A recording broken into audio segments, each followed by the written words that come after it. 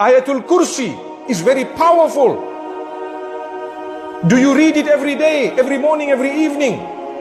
When you repeat these verses with sincerity, Allah says they are so powerful that the jinn will not come near. Allahu Akbar. Of a magician, a lady from Russia. In an interview online that is there, when you're doing your magic and when you're trying to affect people with all types of magic, are there any people that you find it difficult to actually affect? She says, yes, the Muslims. The practicing Muslims who pray 5 times a day. These are the words of a non-Muslim.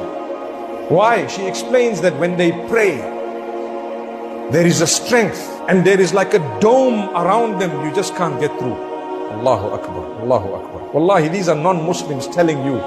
And you think that this Quran we have been blessed with is something minor. It is the most amazing gift that you have.